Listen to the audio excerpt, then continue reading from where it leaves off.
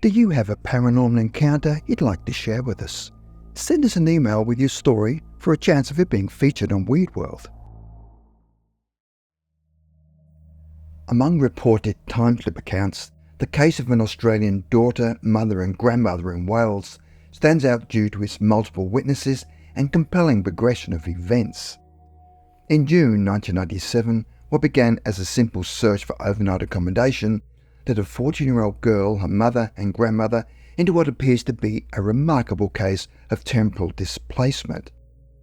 The teenager who would document these events 2 years later, at age 16, approached the experience with the natural skepticism of someone who, in her own words, never believed in ghosts and sought scientific explanations for unusual phenomena. This mindset lends particular weight to her subsequent account of events that would challenge everything she thought she understood about the nature of time and reality. The family had been touring southern England by hire car, meticulously planning their route with a comprehensive road map.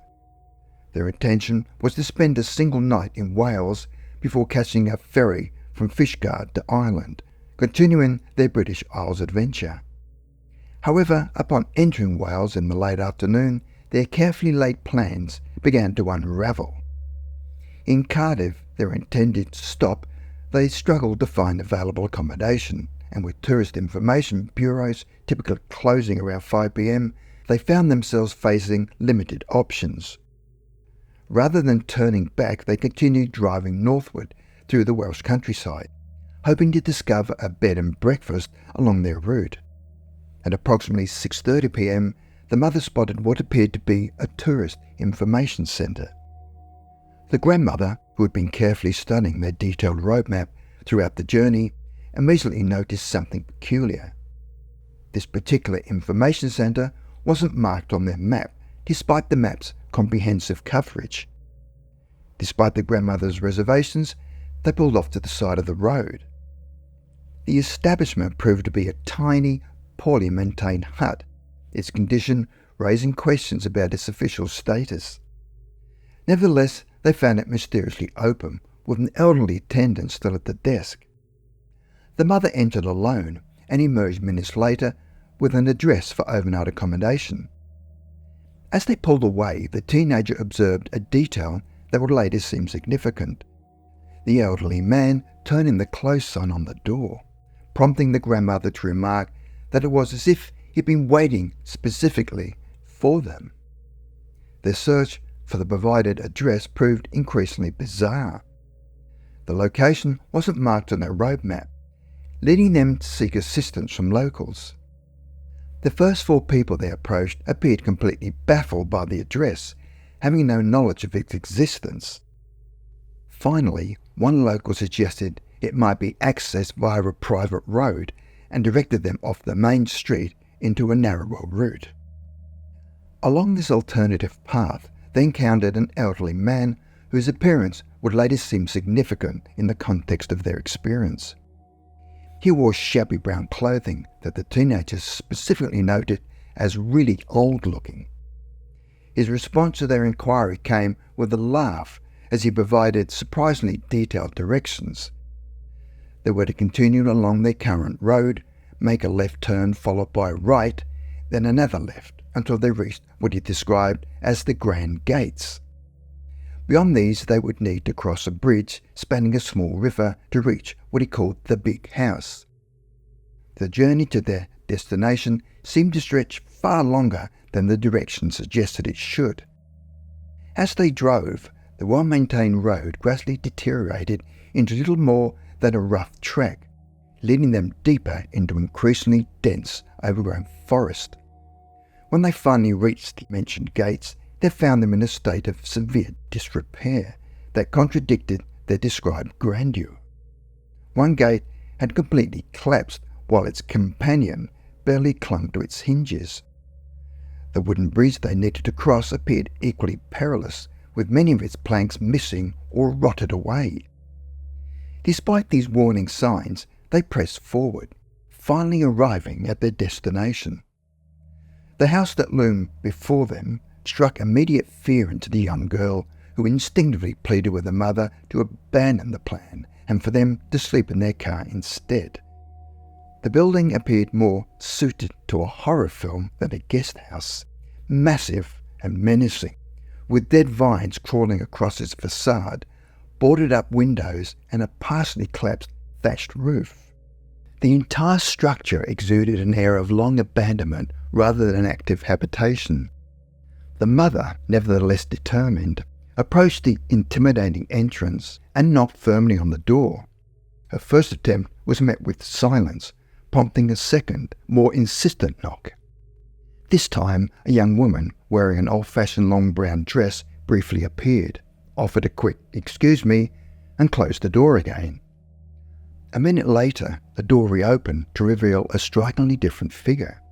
A young man described as filthy, with long unkempt hair and wearing torn, muddy clothes. He apologised for the delay and confirmed that accommodation was available with unexpected formality. Gathering their suitcases from the car, the teenager and her grandmother followed the mother inside, where they found conditions even more disconcerting than the exterior suggested. Every surface bore thick layers of dust and cobwebs, creating an atmosphere that suggested years of abandonment rather than an active occupation. The young man led them upstairs, where they were each assigned separate rooms, sharing a bathroom as the establishment's only guests. The teenager's room presented immediate challenges that seemed out of place for a 1990s establishment. The complete absence of electrical lighting or television struck her as particularly strange for a functioning guest house. The room's large windows were shrouded by heavy, dust-laden green curtains, through which she could observe an overgrown garden.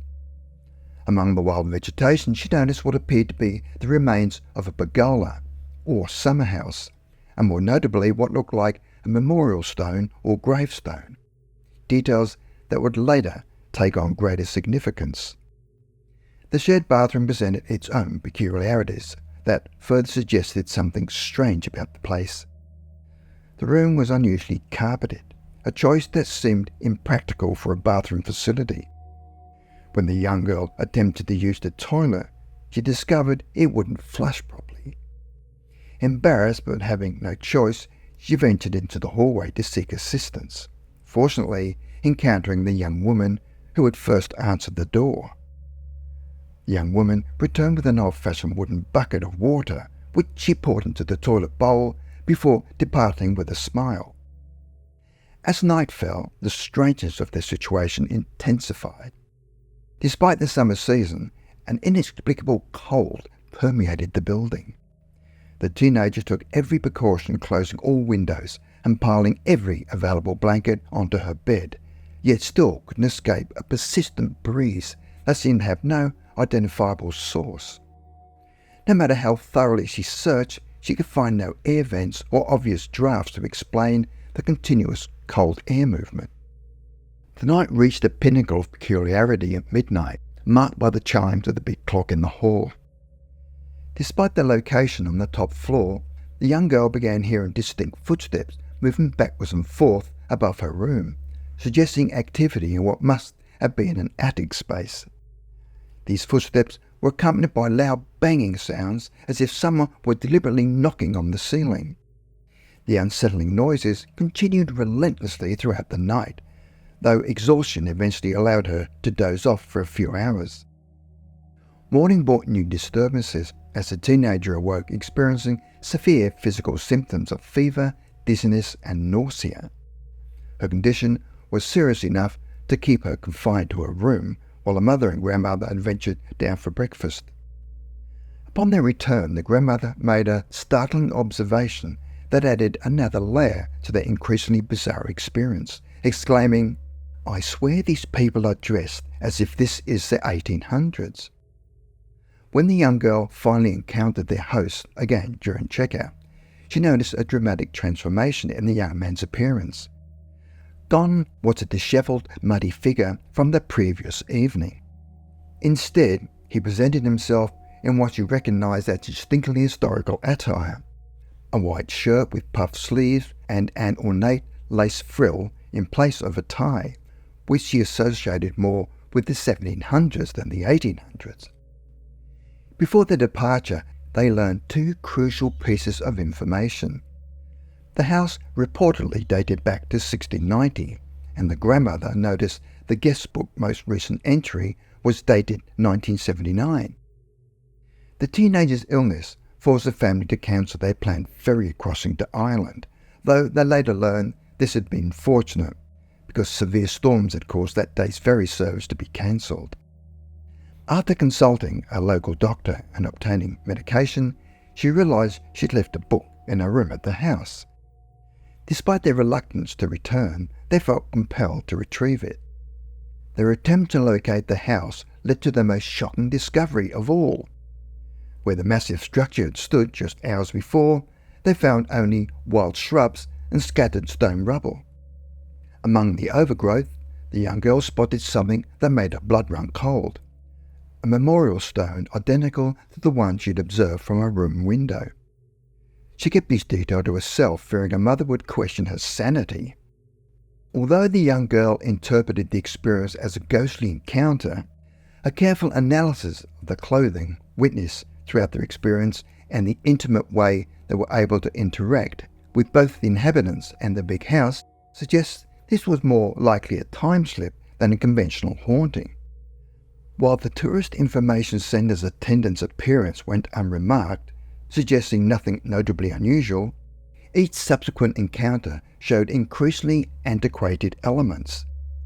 The man providing directions wore conspicuously old-fashioned clothing, though still within the realms of modern possibility. The young woman appeared wearing an antiquated long brown dress. The young man's appearance also showed a progression, first appearing dishevelled in old, torn, muddy clothes, and later presenting himself in unmistakably 18th century attire with puffed sleeves and lace frills. Strangely, none of the people they encountered, from the tourist information attendant to the house's inhabitants, seemed at all fazed by the family's modern vehicle or clothing, suggesting they perceived these contemporary elements as natural within their own time period. The tourist information centre's absence from modern maps and the guestbook's final entry, dating to 1979, present intriguing possibilities about the nature of the experience.